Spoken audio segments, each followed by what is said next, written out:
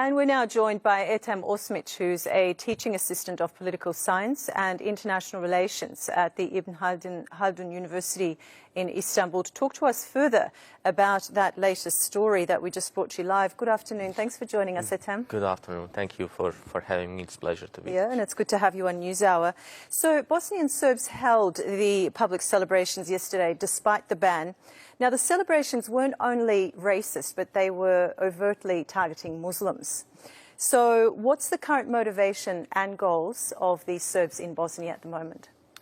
You know, that's a question that requires multi-level explanation, you know. We can say that their main motivation is some dark ideology that they have and that they follow, you know.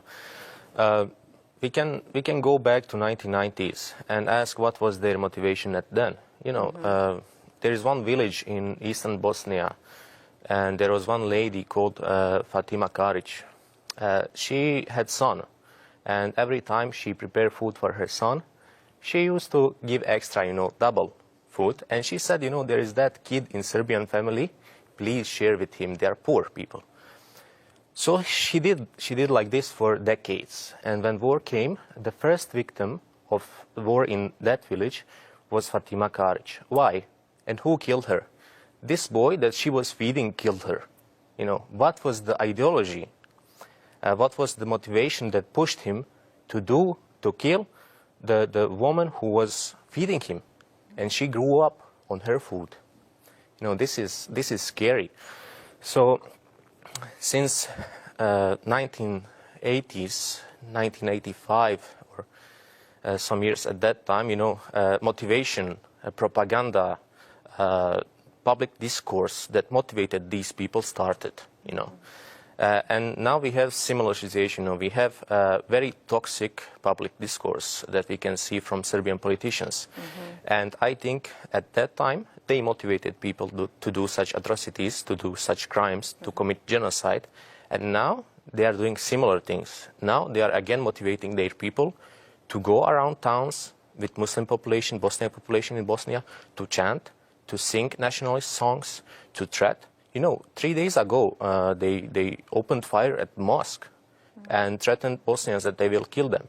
I have a friend in this town of, you know, where Bosniak majority lives, and he was in this mosque. You know, it was scary, and it is scary to live there. They are not exiting their houses now. So yeah, what I would say that this public discourse, support from the Protestant church, Serbian church, public discourse from politicians is what motivates Serb radicals in Bosnia and Herzegovina. Okay, I'm curious here at this point, because oftentimes when we see this kind of grouping and hatred, it usually takes place more at the upper level, you know, maybe in the government level, but not necessarily among the people. You know, there's usually peace and a sense of even admiration toward one another, just because they're neighbors and they share, like you said, how Fatima was it Fatima? Yes. She was making food for this Serbian child. You know, like during Easter, Greeks would share their celebratory food with Muslims, and then Muslims, vice versa, would offer their baklava to their, you know. Yes. How can it manage to prevail so much in Bosnia? Why are the Serbs full of so much hate? You know, my family also, I listen to these stories, how they lived together, how they coexisted together with Serbians, with Croats in my hometown. And they lived completely, you know, peacefully. They worked together, they celebrated holidays together. But since genocide in Bosnia, since ethnic cleansing, you know, since ethnic cleansing the Croats also committed, you know, it's very hard to come together again. Main reason for this is that they don't want to recognize these crimes. They are denying it. They are saying that there was no genocide. You know, they are saying that there was no ethnic cleansing, and they just don't want to ask for forgiveness. You know, you have some Bosniaks who are saying, you know, we should forgive them, but we should not forget what they did. I'm saying, you know, we should not forgive them until they ask for forgiveness. You know, they should show that they are sorry. They should, you know, try to find some ways that will prove to us that they are sorry for what they did. You know, you know, we can compare this with Germany and what Nazis did. You know, can you imagine now having, for example, of 9th December night, having some Nazi group chanting through Germany, Nazi army singing nationalist songs against Jews. You know, it was Crystal Night at 9th November. So can you imagine this happening now in Germany? No way. No way. So, but we are having this happening in Bosnia often. You know, it's not just 9th of January. It's very often. Okay. Now, Milorad Dodik is continuing to keep his racist discourse. What can we expect in the upcoming months? Well, he announced some things. You know, he said that they will try to take some, you know, power from the state. That they will establish their military in next 4 months, I think it's now, or 5 months. So this is their plan. They are planning also to separate judiciary system from Bosnia to establish sort of independent territory that will not be influenced by Bosnian authorities. You know, so they announced a couple of steps that they are trying, you know, trying to gain, that they are trying to establish. But we will see. You know, I think for now they are trying to buy some time. They are having this decision. You know, they are saying often we will do this in next 6 months. We will do this in next 4 months. We will see what will happen. You know, if we will not have a proper response by international community, by NATO, by European Union, by US, they might follow these steps that they said that they will follow. So. We'll see what happens. You know, I'm afraid that they will try to establish independent, you know, armed forces or some militia. Okay. Well, we're seeing that the European Union is deeply silenced. Do you think that this is encouraging the Serbs and enhancing their racist attitudes? Not just that they are silenced. You know, European Union is sometimes even supporting Milorad Dodik and these national sentiments.